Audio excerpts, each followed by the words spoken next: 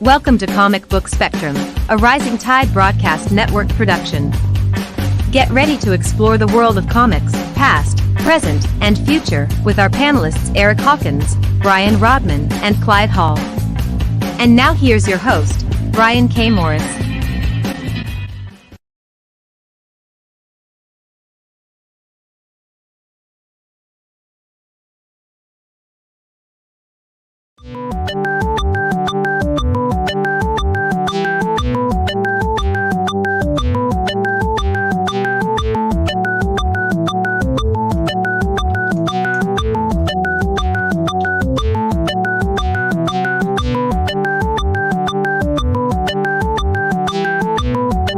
10 seconds.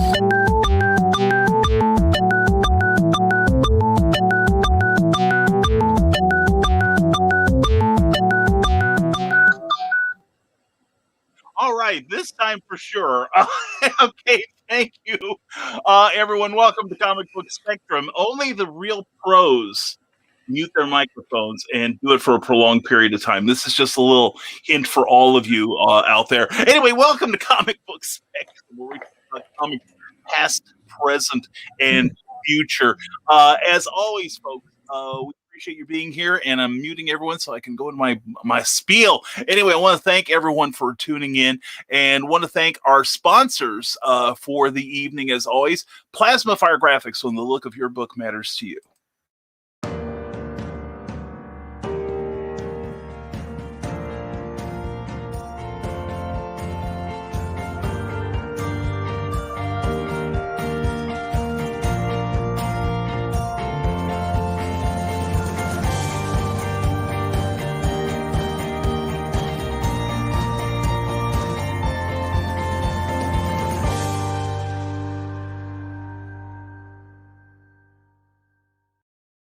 All right, this time for sure. And this show is also powered by the Rising Tide Broadcast Network.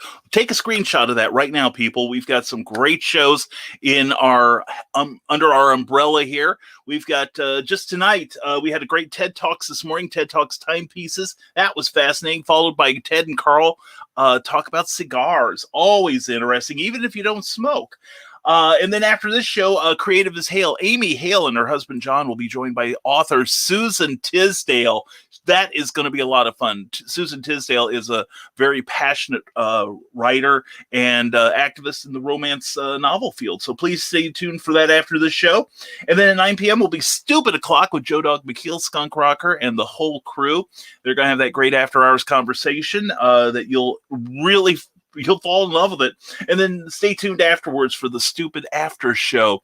And also, thank you to our Patreon subscribers. And if you want to support this show and our other ventures on a monthly basis at a very reasonable cost, please check us out at www.patreon.com/Brian K. Morris. You get stuff for it. And we are grateful to them. We're grateful to you for watching, whether you're watching us on the live or repeat, whichever one. We're glad to have you here. Also, if you're watching us on Facebook, please like this video if you've enjoyed any part of it. And also, please like the page you're watching it on as a thank you to the host. And if you're watching us on YouTube, please, again, if you enjoy it, hit that thumbs up button, and please consider subscribing so you won't miss a single episode of this fun show. And speaking of fun, I'm going to unmute everyone before they tell me what that I'm still muted. And anyway, here they are, the three and only Clyde Hall, Brian Rodman, and Eric Hawkins. And we'll go around the room. And gentlemen, we'll start with Clyde, and tell everyone why you are so darned awesome. Hi, I'm Clyde Hall. I'm a contributing writer at Stormgate Press and creator of B-Man. Look at Pulp Reality #1 for his premiere. It's out now, and soon we'll have the second adventure of B-Man in Pulp Reality #2. I'm an award-winning audio drama scripter, and I'm a comic book reviewer and contributing staff member at doomrocket.com for several years. It's currently on hiatus, but you can look up some of our older reviews there still. All right. Excellent. Thank you, Clyde. Next in line is Eric S. Hawkins, writer and illustrator. Please introduce yourself. And what a lovely chapeau you have on, sir. And it's reversible. Ooh. Nice. I'm Eric Scott Hawkins. I'm the creator and illustrator and writer of the Zomiful World of Oz. I do the writing, the coloring, the penciling, the inking, the lettering, and everything.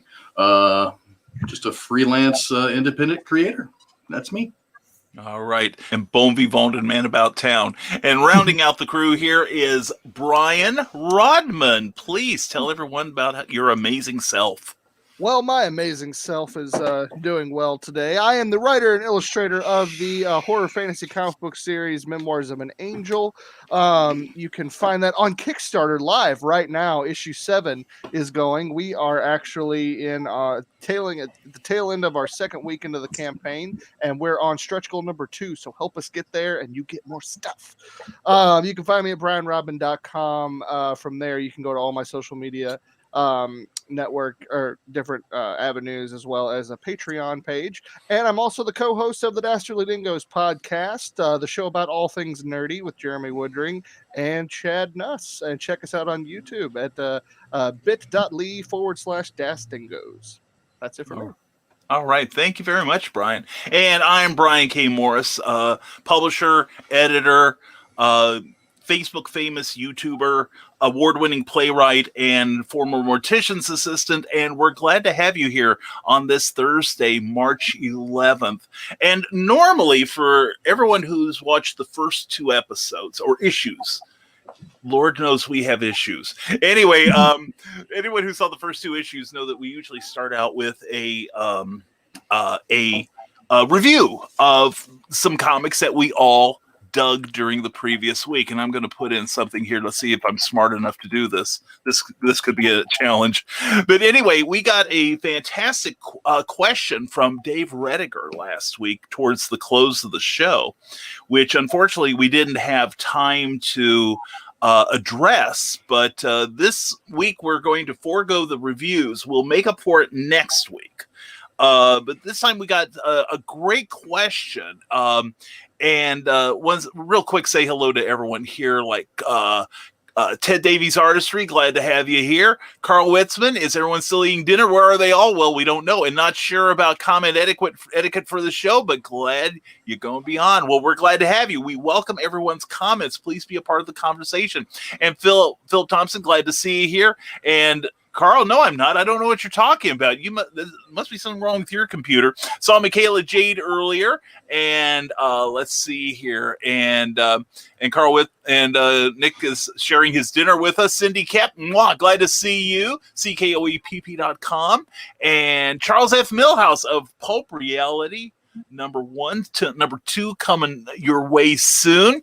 And from the desk of a small press publisher, please check out his YouTube channel every Saturday night at 10 p.m. for a great interview show. I am ready for this topic. So are we. Michaela Jade, glad to have you here. Mwah. And Phil Locklear, a pleasure as always. Please check out his YouTube page, because he's doing all kinds of cool stuff. And Brian Hawkins, glad to have you here, sir. It's always a pleasure. And hello to you, Michaela. So anyway, here is the question that was asked us last week. And again, everyone watching, we welcome your comments. We'd like to hear what you have to say about it. Dave Rediger asks, on a mainstream level, do you guys think there may be a problem in creating actual fans of actual comic books? Everything is so splintered these days. Most people are content with just watching the movies or TV shows or even just playing the games. Could it be a reading issue? And who wants to start on this one? What do you guys think? I'll jump in first. Okay. I think I love this question. I think it's great. I think for me personally, what kind of immediately what popped in my head last week when it came across the screen is I think I'm a product of a generation that grew up on really great animation that led me to comic books. And so I think But once I got into comics, I stayed there, and I prefer the comics over the movies and the TV shows. I think as an overall, I think our culture, I think we are. I don't want to say we're not reading anymore. It's how much we're reading, and I think what we're losing with social media and that gearing more into the instant gratification, our attention spans, and there's statistics that back this up. Attention spans, I don't think they exceed just a few hundred words anymore in writing articles and different things like that. So overall, I think it is a reading issue, but I don't see that being reflected in the amount of comics that people are consuming. As a matter of fact, just being in the indie comic field, comics are booming right now on Kickstarter and Indiegogo. People are eating them up, and these are comics without any kind of TV shows or movies or anything. Now, I mean, I can't really say too much about Marvel or DC. I do think there's a lot of people that flock more to the movies and TV shows and leave the comics alone. I think their numbers have shown that over the last few years.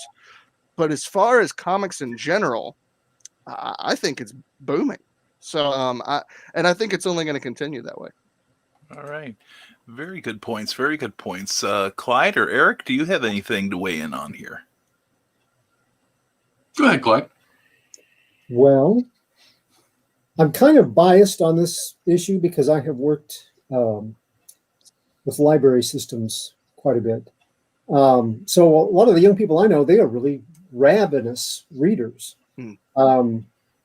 On the other hand, I see things that say younger people don't read as much. Kind of the attention span that Brian Rodman mentioned is definitely an issue. But if you look at Disney, they haven't stopped printing written material about their characters for young adults and for children. So if Disney's doing it, there's probably a market there. They don't, their business models normally don't back things that are losing money. So I think it can be fostered. As generations go along, this may change. But right now, how many creative teams have you seen that used to write for comic books that are now showrunners and producers, and people with film background are getting into writing comics and illustrating comics? So they're definitely joined, but I still think that as we see comic book professionals trying to make that leap and make more money, because let's face it, you're going to make more money most likely with a live action format or an animated format. They're trying to make that leap. Well, that tells me that there's still a bridge there, and nobody's going to want to see that burned, I don't think, for right now, the connection between live action and cinematic venues. As far as fostering readership and actual comic book readers, well, for one thing, we got our local comic book shops. Colossus Comics here in Mount Vernon is where I've been getting mine, and I would encourage everybody, if you have a local comic book shop, support them, especially after this last year. They need that so that they won't disappear. But the libraries too, because here is an avenue. If you're a patron at your library, there's usually that suggestion box. Take stock of the graphic novel, but not only for children, but for young adults, which is an area that libraries have trouble reaching anyway. Graphic novels, I think, could be a great bridge for that. So check and see what they have on the shelves for kids, young adults, and mature readers. And try to suggest things that would expand their selection. And start a group. We have book clubs to talk about books. How about a young adult graphic novel club? And it's all and Hoopla. Hoopla is a free service where kids can get comics. Libraries buy them, so money for the industry. Kids get to read them free and get hooked. And then they can go and buy what, after having seen what they like, they can go to their local comic shop and purchase. Good ideas. Good ideas. And we want to say hello to Clayton Merwin. Glad you're here. Willow, Skylar, and Amy Hale, who's going to follow this show with Creative as Hale. Please check her out. All right. It's going to be a fantastic talk show tonight. Comics Talk Pops fans, good to see you. And we're starting to get some comments in, but let's hear from Eric Hawkins now. Eric, how do you feel about the topic? I think it's a younger generation's used to the instant gratification. Everything's got to be there for them. I mean, you take Netflix and all that. When they stream shows, they binge watch everything at one time. So comics, waiting for a month for a new issue to come out, not in their DNA anymore. And plus, you got the expense of a comic anymore. I started collecting them. They were like 50, 60 cents. And now, $3, $4, $5 easily, sometimes $10. I used to go to the comic shop, get my entire pull list for under $20, and now I get 4 books for $20. Now as far as reading, I think they all still like to read. People like to read, but they want it now. They want it instant. You look at webtoons. There's millions and millions of subscribers out there. I'm looking at one right here, Unordinary. They have 38.9 million subscribers. That's people reading, but it's also free. It's free and it's short episodes. Come out once or twice a week, sometimes just once a week. And they get it right then and there, and they're happy with it because it's short. They don't have to read a lot. Boom, they go on to the next one. They just go on to the next one. I think it's just an attention span. Mm-hmm. That's a very good point. Very good point. My 2 cents is, you keep hearing that people are reading less these days, but yet book sales go up. And especially in ebook sales go up, and even faster are audiobooks, which is a different way of delivering that book. Not just visual, reading the words, but hearing the words as well. And I'm wondering if it is also, not so much literacy, but marketing. Most of the time, when you see comic book companies marketing, or at least my experience is they're doing it through the regular venues, comic book reviews, Bleeding Cool, The Beat, whatever. That's kind of, to me, like preaching to the choir. I remember back in the 90s, DC Comics had licensed the Archie characters, and it created a brand new line of updated versions of like the Fly, the Jaguar, Black Hood, etc. And they were supposed to be marketed as an entry, kind of like a gateway for the kids to come in, learn the joys of comics, and then graduate to the mainstream titles. Much like Marvel did about 10 years ago. They had like a young readers line that was divorced from the regular continuity. But they're marketing to existing comic fans.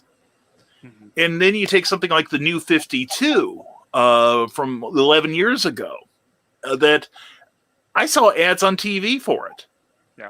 Late night, they were running ads on cable TV. Nationally, stuff beamed across North America ads. And that was the first time probably since the mid-90s that, in the early days of Image or the big event books like The Death of Superman, where comic titles were selling in excess of 1 million units.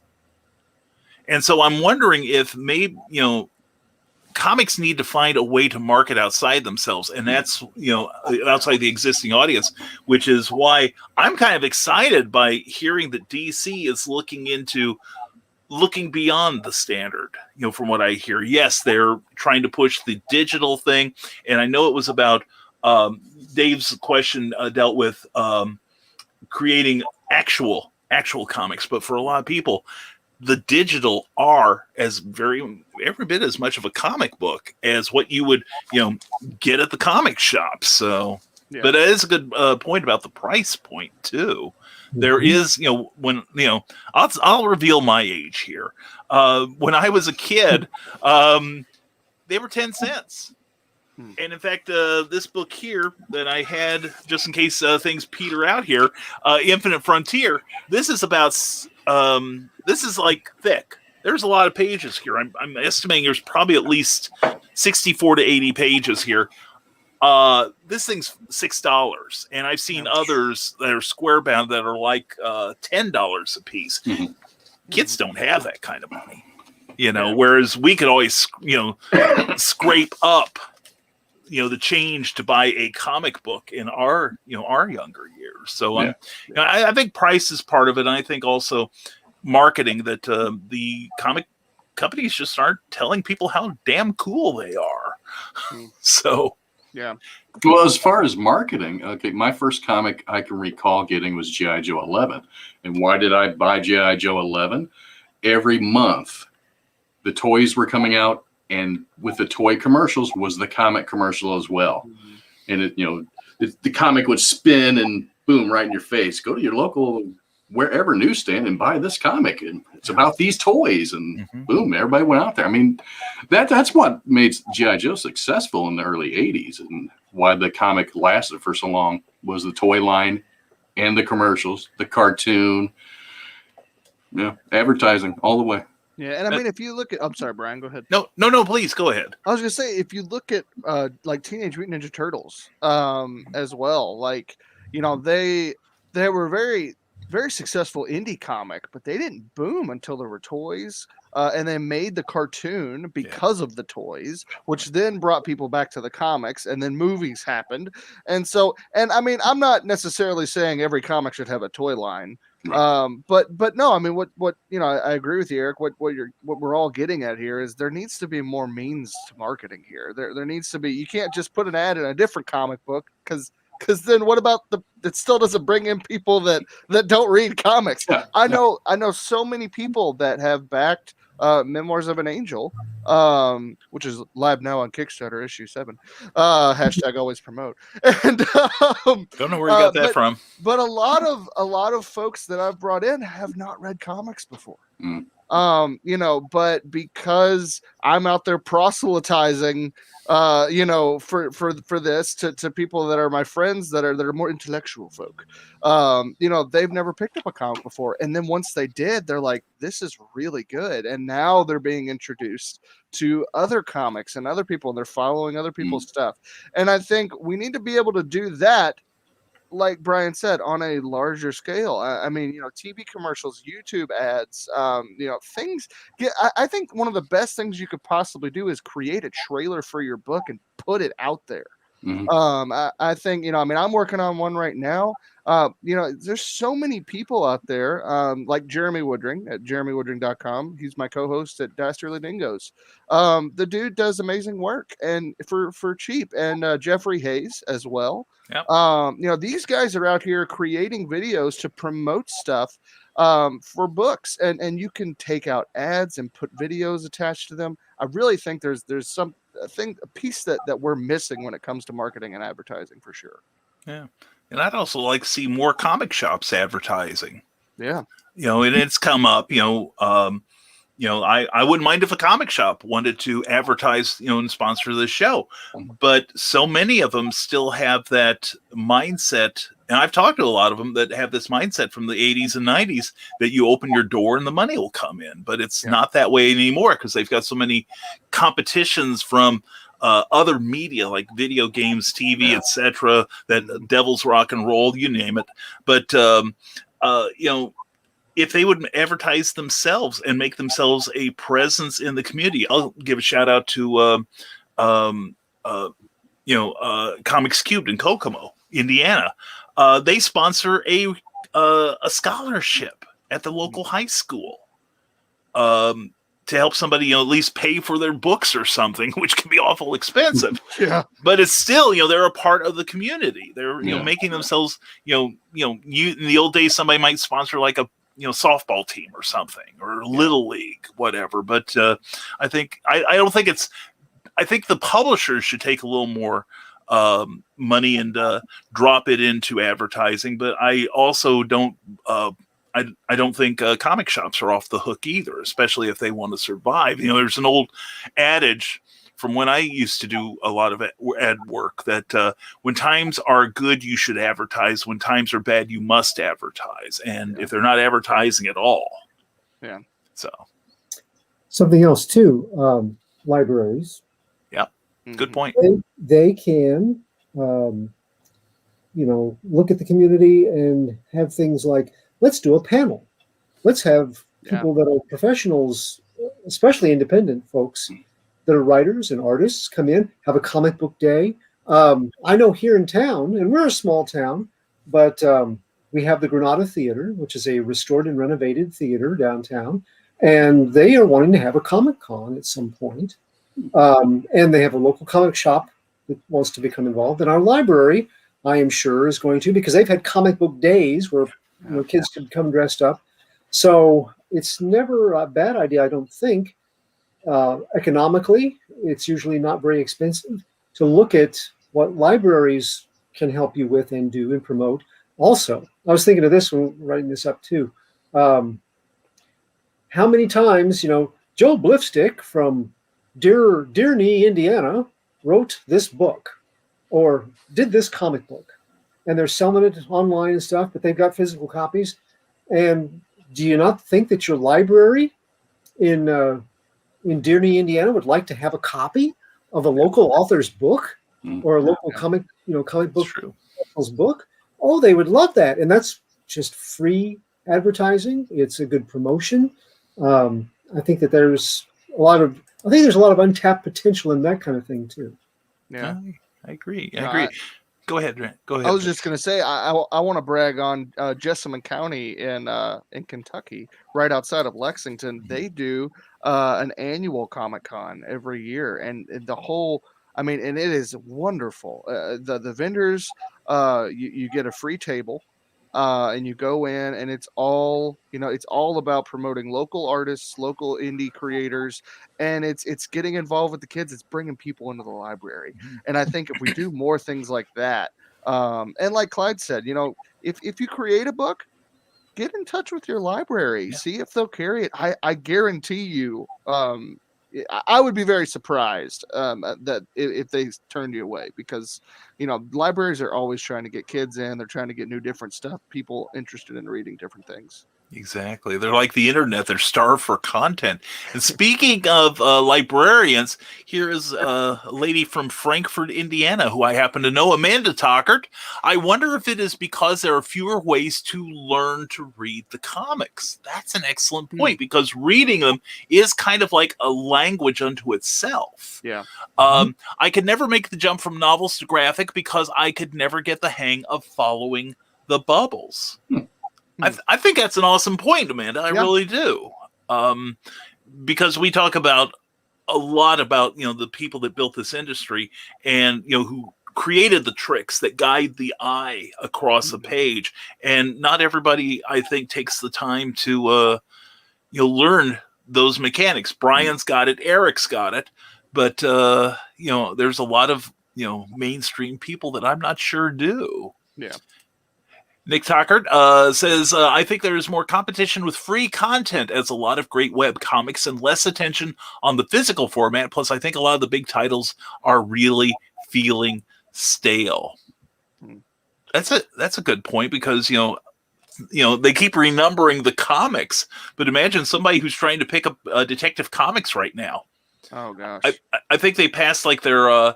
1,000. I think they're like around 1,035 or something like that. And I'm not being facetious when I say that. They actually had their 1,000th issue.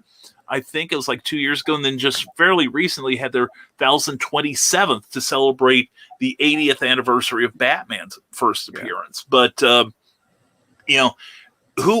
somebody picking that up and thinking, "Oh God, I've got to," with a lot of the mentality and the tight continuity. Oh my God, I've got to read the previous 1,034 of these. Give me this renumbered Superman. That sounds new.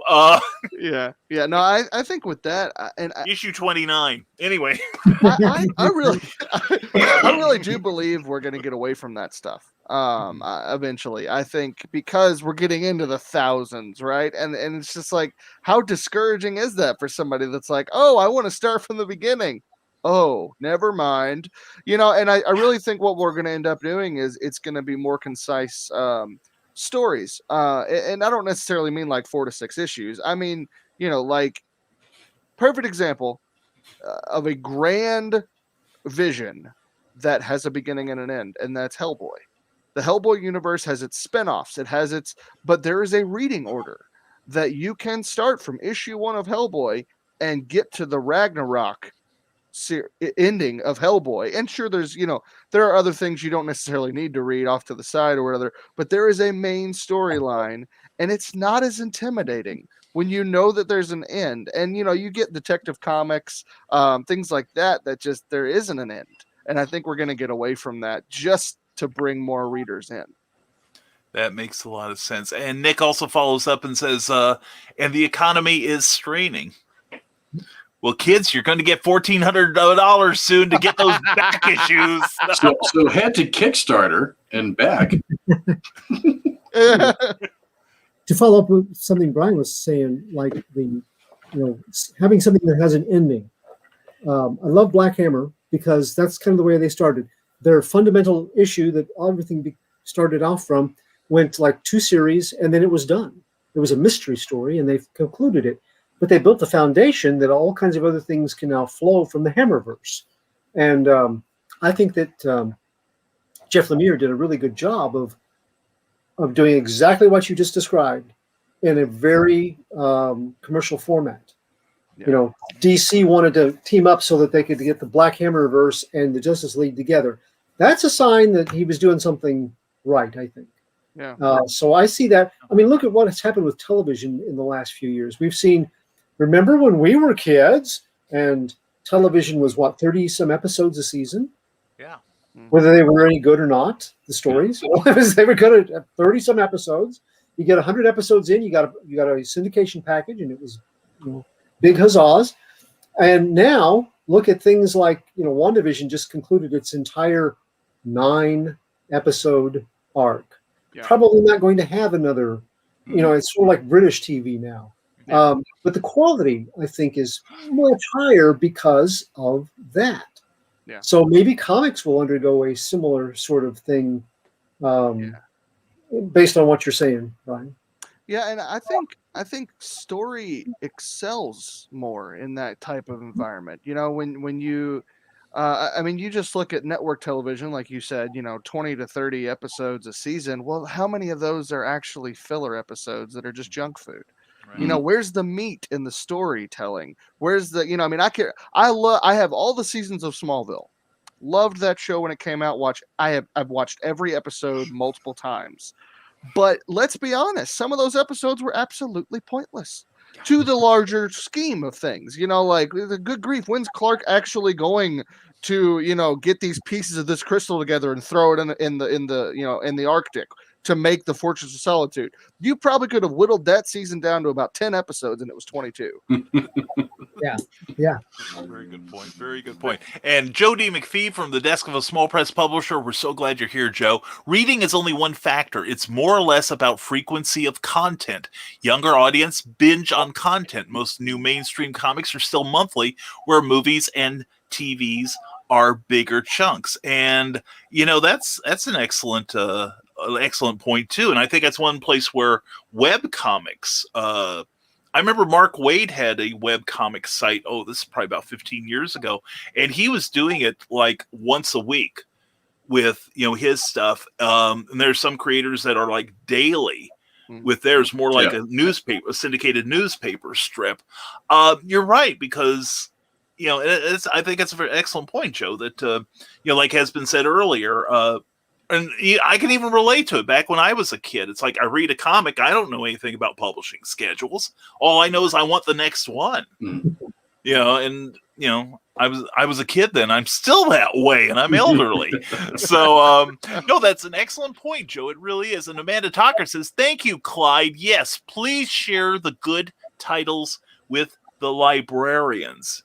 Mm-hmm. Yeah, and I'm seeing more and more libraries, large and small, have some sort of area for graphic novels. And I'm like the downtown library here in Lafayette, Indiana, has a like half of an AV room with graphic novels, like a good selection. And then you go into the younger reader section, there's another section of graphic novels and manga. So I think it's a great movement. And then you have like Clyde mentioned, Hoopla, which I love, which ties into your library card, which I view my library card as being as essential as having my driver's license. Yeah. But with that library card, you can access, I think it's 30 items a month. And that's how I caught up with everything from Rebirth on up with DC, because there's just a lot of stuff I don't feel like owning. Yeah. So, and small press publisher continues. Many won't wait month to month for a completed story when they can watch or play a story in hours. I'm thinking of like when Marvel did their shows on, was it Netflix or wherever? Yeah, like Luke Cage and the Defenders and Daredevil and all. If I remember correctly, those were available all at once. Oh yeah. Yeah. Netflix has been good. They'll do that. They'll drop the entire season at one time. Disney, I kind of prefer Disney's model of doing it. It's once a week. You look forward to the next week. I mean, every Friday during The Mandalorian and WandaVision, I mean, I come home from work, because that's the only day of the week I go into the office is on Fridays. I come home from work, we sit and eat dinner and watch those shows. And now I got to wait for Winter Soldier and Falcon. Yeah, I hear you. Yesterday, John Pico, he was saying that Disney Plus, because of what they've done to make Friday an event, the launching of the new show an event, they have kind of renewed what we used to know. Who used to watch the show of the day, because they knew tomorrow at school all the kids would be talking about it. And you can miss out on all the talk, and they're not going to shut up, and you're going to know all about it, and you can't join in. They did the same thing. My wife and I would get up from WandaVision on Friday mornings and go, don't look at the computer, don't look at stay off the internet. And then we'll watch the shows that have all of the Easter egg examinations before we ever went out into the mainstream, because we just knew that those kids were still out there. They were going to blow the whole the episode for us. So that's really, I like that too. I do kind of like that. Back to that mindset of an event. And it brings everybody together. That's what I love about it. Is it's not, you're not just individually binging all this whole thing whenever you want to. No, it's just like Clyde said. You need to watch it today because it's going to be spoiled tomorrow. Though I did binge watch every Daredevil season the day it came out. Oh, I mean, I did too, man. Absolutely. Oh, absolutely. Oh, man. Well, another point that Clyde made, about the success of the Disney Plus model is I saw a report yesterday on Philip DeFranco that said that Disney released a statement that I think they just crossed like the 100 million subscribers or something like that. Yeah. Their experts said that they wouldn't do this for another 2 or 3 years. And here they all are already, and now they're having to recalculate their goals, their business plan. Well, they just raised the price by $1 too. So that's 100 million right there. Yeah, it's like 100 million. Bam, just instantly. See, they know what they're doing. And Dan Hollifield, glad to see you here. We'll see you later on Stupid O'Clock. And Nick Tockard says, as a librarian, Clyde makes great points. I know I love trade paperbacks over floppies. Well, that's, for me, it's the same thing. Sandman by Neil Gaiman. Yeah. Getting it every month. I was like, well, this is okay. But when you sit down and you can see an entire story arc, and see how the story weaves together and the foreshadowing and everything. And that's when I fell in love with the Sandman series, which you should too. That's one of my top recommended ones. And Nick Tockard says, if you want to encourage comic reading, donate trade paperbacks to your local library. Good suggestion. Sometimes it may be tax deductible because it's a charitable contribution. From the desk of a small press publisher, I love floppies over trades. Trades are edited at times from the floppies, depending on title and collection of issues. But Joe, this gives them time to edit more mistakes in. So, what was it? I saw something on Bleeding Cool like about 3 days ago where they've released Marvel had released one of their big, gala expensive coffee table editions. And there were pages where the computer lettering had dropped out. Oh, no. Yeah, nothing like spending $125 for a book you can't read. Clayton Merwin, who's an artist himself, says very few people today have the attention span to read a comic, graphic novel, or much less a regular novel. I'm basing this opinion on teens and young adults I have contact with.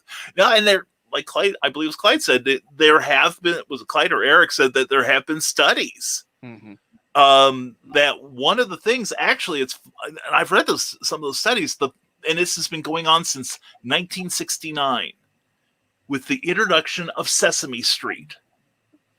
All their stuff is like 30 seconds to 2 minutes. Very little of it is long form. And people from that time on were conditioned, to have a shorter attention span. Rowan and Martin's Laugh-In, to a degree, did the same thing with all these short little vaudeville bits. Bam, bam, bam, bam, bam. Vaudeville? Vaudeville, that's from my day. That's from my day. Back when the Titanic set sail. Go back to the cave drawings of my youth, when we were sweeping the dinosaur bones off of our lawn. And why am I speaking to you people? Anyway, Willow Schuyler says, with the TV shows and movies based on comics being huge with Marvel and DC, do you think we'll see a rise of indie comics becoming the next expanded universe of entertainment? Yeah, I mean, actually, Netflix just, what's that new show they're going to premiere in May? It's based on a comic book I've never even heard of. Then you got The Boys, which wasn't, it's a popular comic book, but a lot of people have never heard of The Boys, and that's on Amazon. I think you're thinking of Jupiter Ascending. That's Mark Miller's. Yeah, that's going to be out there. What was... There's a couple other more independent books I think have had TV shows and stuff recently that you wouldn't have heard of otherwise.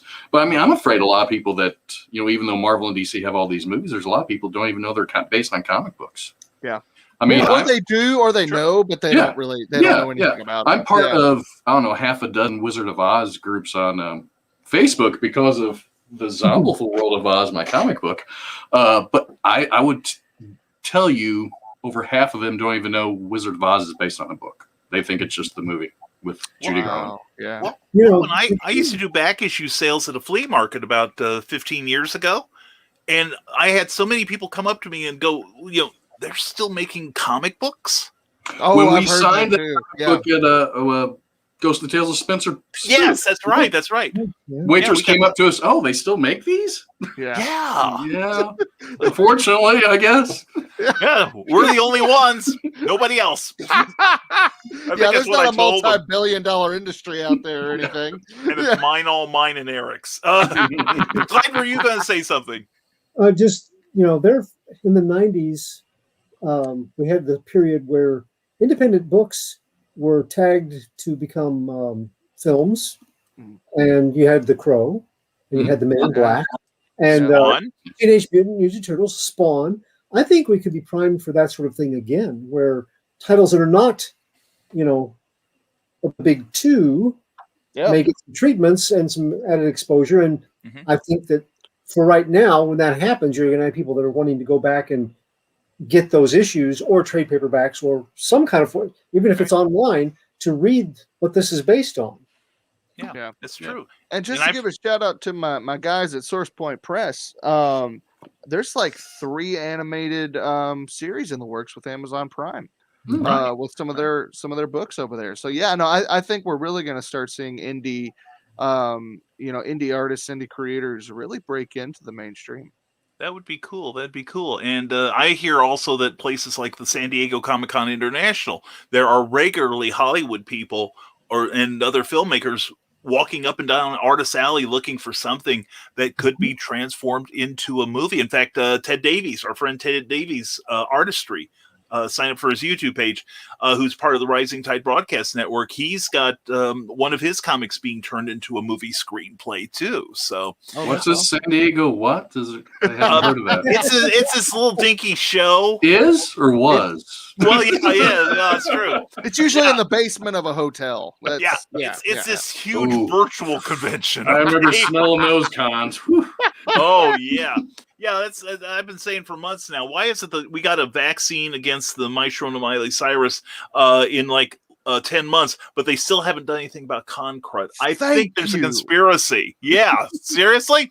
Clayton Merwin says you cannot hold a digital comic. That's the main drawback to a digital book. On the other hand, all my digital comics are in mint condition. Well, I'll tell you, one good thing about digital as a creator, crowdfunded creator, international people like digital because they do not want to pay the freight or shipping to go across seas. Most of my international is digital. I do have a few that want it, and man, it costs a pretty penny to send a floppy comic book across seas. Yeah, it does. And just with Comixology, as a reader, I think the format of going panel by panel really adds an element of surprise to pretty much every piece of a comic, which is you don't get that with a physical copy. So I think there's some benefits to digital as well. I think you're right. Nick Tucker says, space. That's one of the main reasons I'm doing digital. It's like I'm trying to clear out my basement before it makes my house tilt.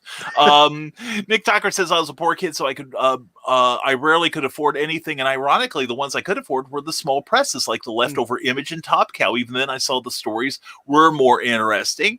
All right. And Ryan Permisson, thank you for sharing this. I appreciate it. Please, everyone, share this program so everybody can see how awesome my panel is. And hello, everyone, from Ryan Permisson. Just started reading comics on Batman Day 2017 and never looked back. Love reading comics now. My favorite so far is Kingdom Come. Good choice. Good choice.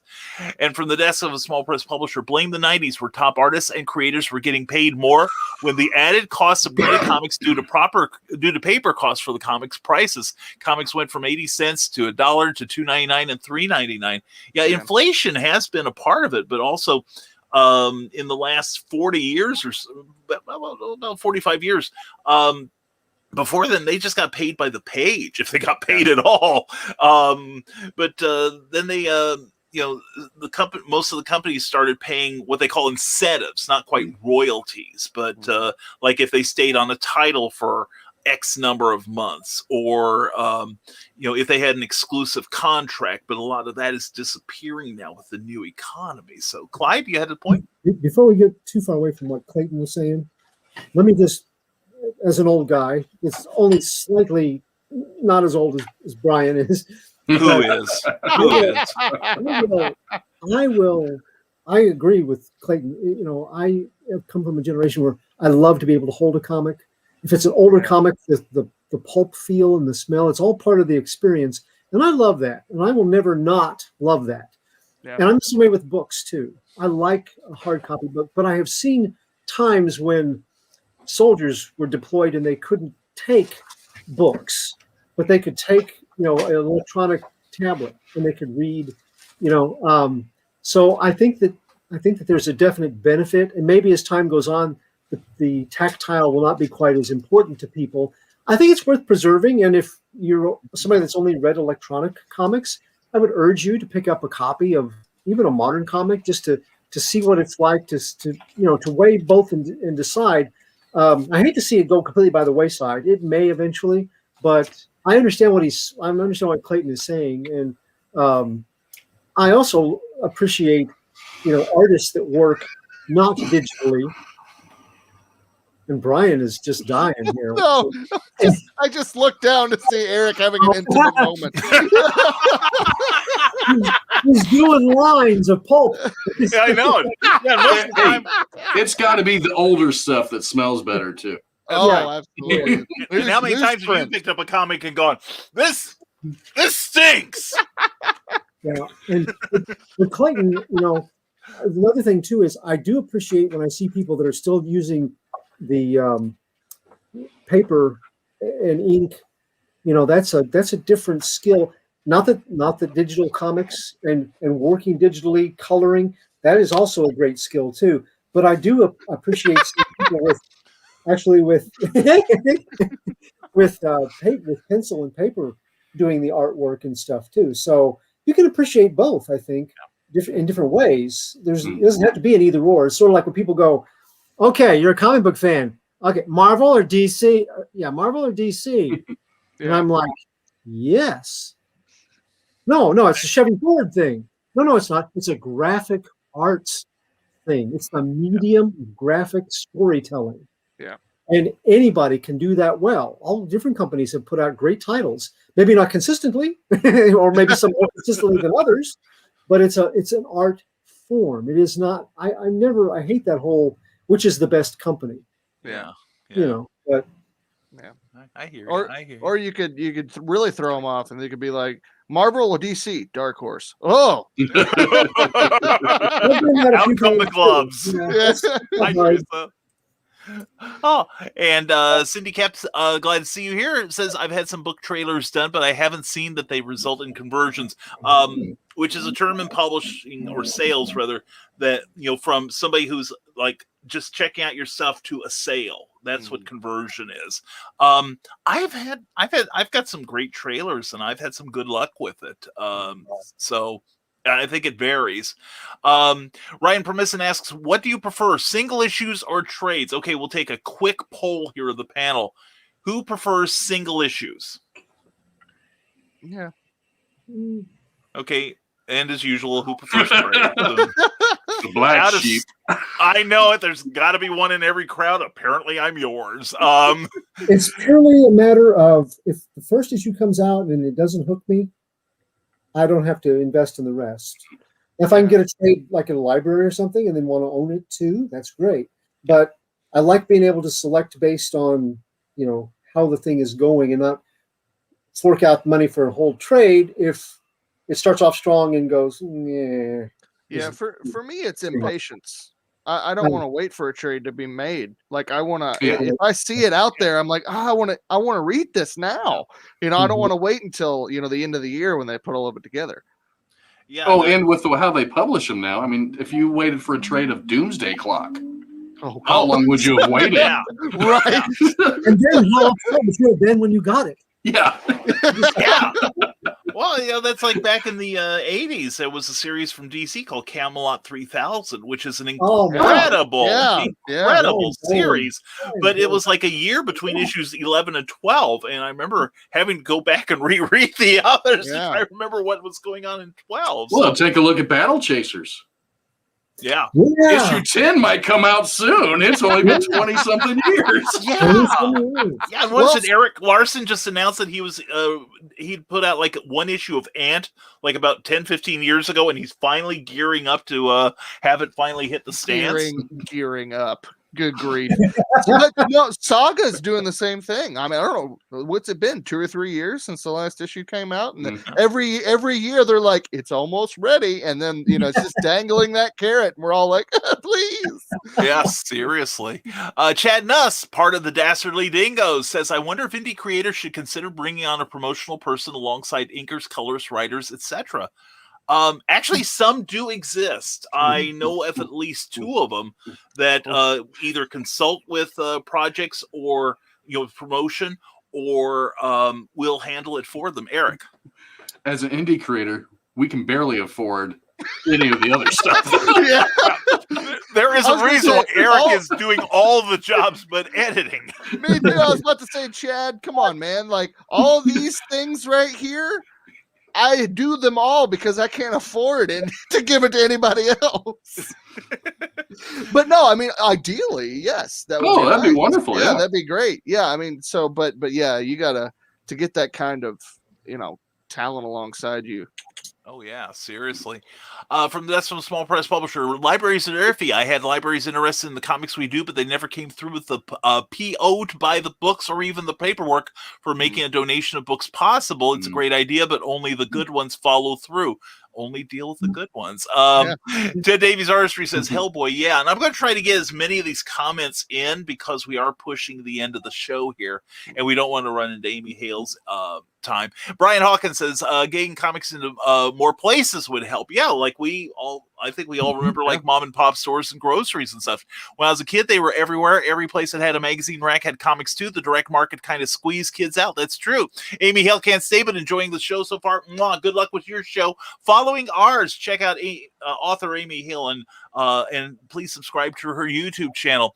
Clayton Merwin says a promoter or promotional folks usually do not work for nothing or do not pay on back-end deals, which I really wish were not the case today with artists, writers, colors, inkers, etc.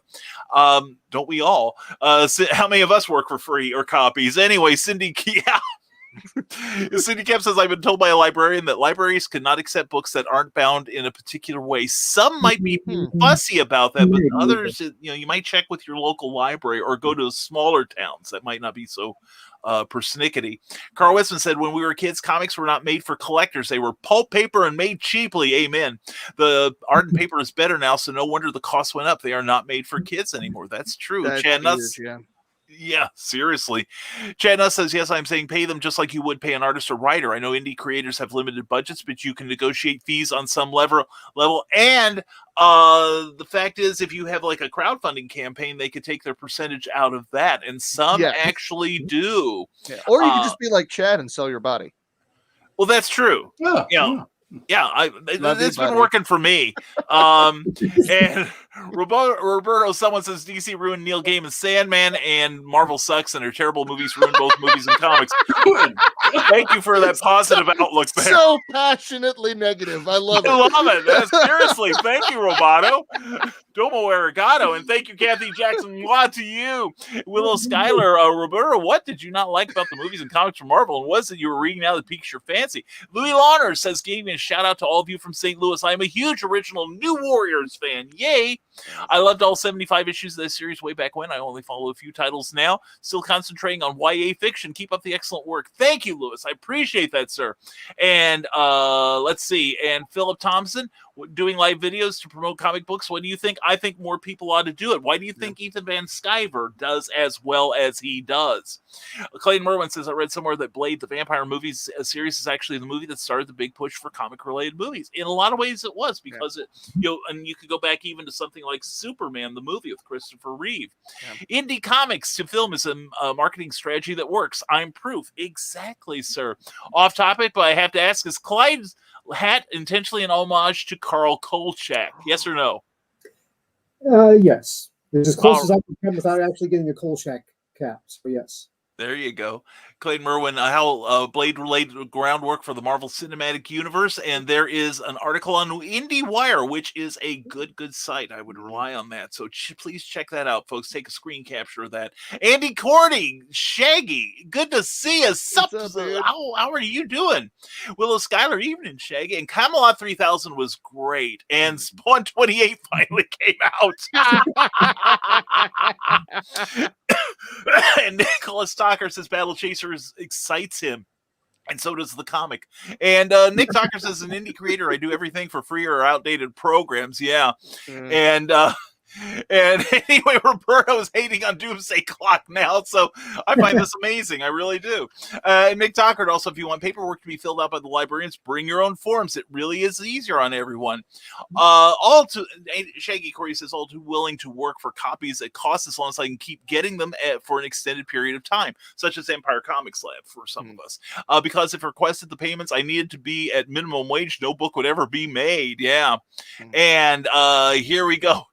Roberto, this is what he's passionate about. I'm a fan of the cartoon series My Life as a Teenage Robot. You guys should watch it. It's a lot better than those terrible Marvel movies and shows. Roberto, seriously, we ragged on you a little bit. Thank you for your opinion. I seriously appreciate it. Eric? Now, as an indie creator, I want to ask Bearded Brian this. Oh, okay. How many people have you scared away that have asked for your page rate? Because you'd like to be paid instead of just get books. Not really that many. Really? Honestly, yeah. I think I Maybe I should lower mine. You think Chad Nuss is cheap? Yeah.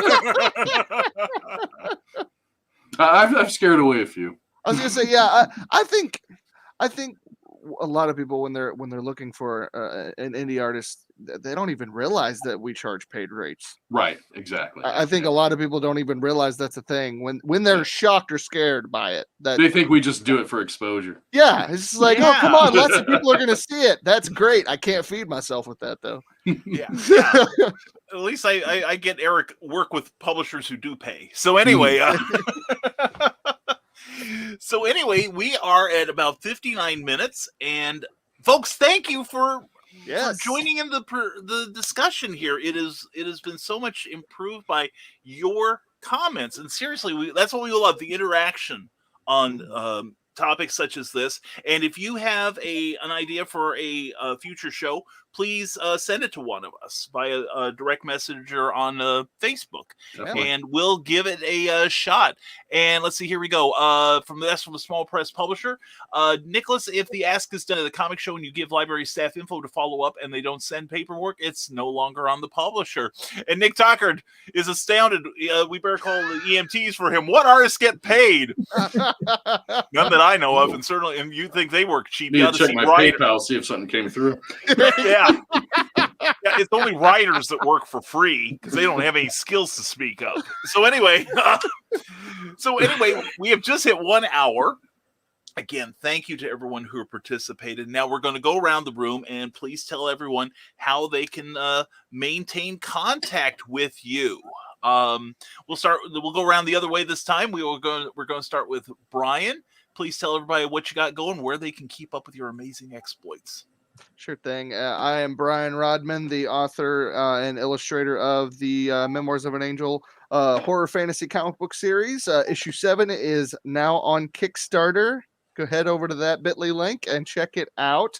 Go to brianrodman.com. You can find me on all the social media, Patreon, as well as the Dastardly Dingoes podcast on YouTube. All right. Thanks. Excellent. Thank you, Brian. Appreciate it, man. And now Eric Hawkins. Hey, you can follow me on Twitter, ES_Hawkins. That's where you'll find most of my content. I do post on Facebook occasionally, but not as much. There's more art actually on Twitter.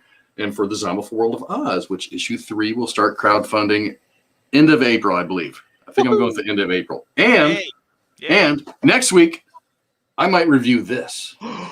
Ooh. Okay, ooh. That's it. That's man, that is very cool. We are definitely going to be talking about that. And Clyde Hall, how about you? You know, I heard the writer of that comic is wanting to get into movies too. So that might be why there's not a lot of words in it. He doesn't have a chance. Okay, you can follow me on Facebook under Clyde Hall.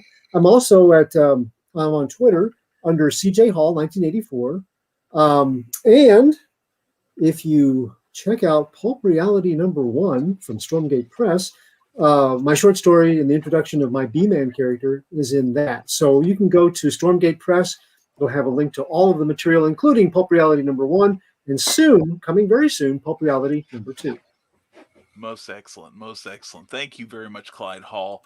And then I'll take this next shift. And real fast, Cindy Kapp, when we were looking for Animal Eye artists, that's her current comic book she's working on. One guy scared us off, not because the art wasn't worth it, but way more than we can afford.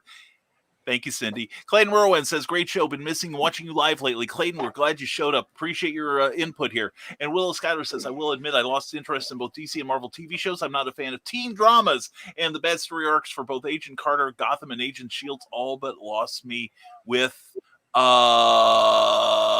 bad directing and convoluted stories. And Joe D. McPhee from the desk of a small press publisher. Great show. It made my week of anticipation worth it. Dude, your participation made it worth it for us. Thank you so much. And Andy Shaggy Courtney says the best way to keep in contact with me is by challenging me to a knife fight. Excellent, excellent. And yay, Pulp Reality. Thank you, Shaggy. And great show, par excellence. Thank you, Ted Davies Artistry. Please check out what Ted does. And speaking of what I does, we publish novels. We're available on Amazon and Smashwords. And talk about Pulp Reality. We work for other people. Also cheap. Anyway, please check that out on Amazon. And thank you all for being here. And again, I want to thank my incredible panel here. We will all four be back next week. Same time, same. Somebody hose Eric down. Oh my God, his Eric, shot. here we go. Let's do this.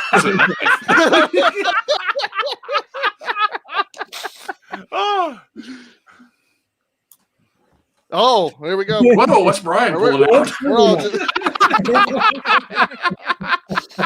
Brian's like, all right, let's get on in here. Anyway, as we try to sign off. Anyway, thank you all again for being here. And suggestion, all Dark Horse Comics reviews for a show. We will take that under advisement. Ted, thank you. And thanks for hosting Adventure. You all done good. Thank you, Cindy. Appreciate you being here, darling.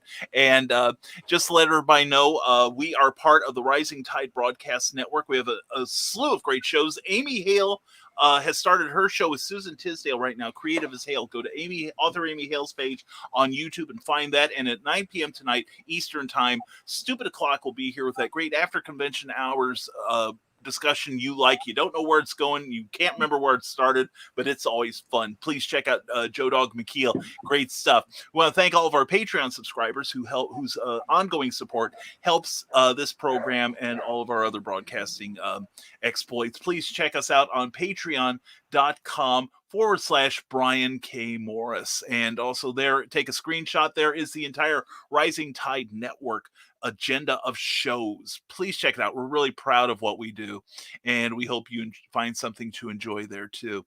And thank you to Plasma Fire Graphics. When the look of your book matters to you, because it matters to your reader, please check them out. PlasmaFireGraphics.com. Also on Facebook, they have a page there. Speaking of Facebook, if you're watching us on Kathy Jackson's books or Rising Tide Broadcast Network or Rising Tide Publications page, please like the video if you enjoyed any part of it, because it helps us so much. And please like the page you're watching it on, because that helps our hosts. All right.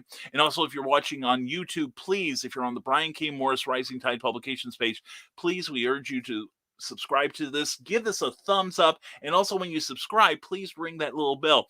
It doesn't cost you anything. You're not going to get charged for nothing, and you can change your mind later, but we hope you don't. And don't forget, we have a morning show, Never Mind the Furthermore, will be on tomorrow morning at 10 a.m., 9 a.m. Eastern, with creative conversation and coffee. And also, we will be back 1 week from tonight for the next edition of Comic Book Spectrum, issue number 4. And it's going to be mostly a review show, I think, next week. So anyway, we hope you all tune in and discover some really cool comics coming up in your future. Be sure to support your local comic shop. And as always, folks, this is me saying, stay smart, stay safe, wash your hands, and never apologize for being awesome. All right. Have a great week. We'll see you next week on Comic Book Spectrum.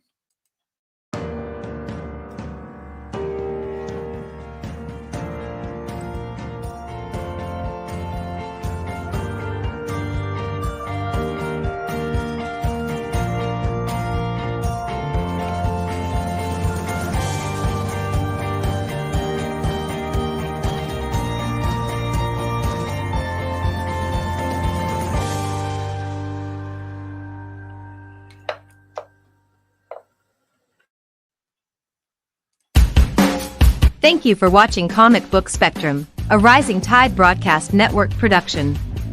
Please join us next week for another look at comics, past, present, and future. If you enjoyed this, please give the show a like and be sure to subscribe and share it with your friends.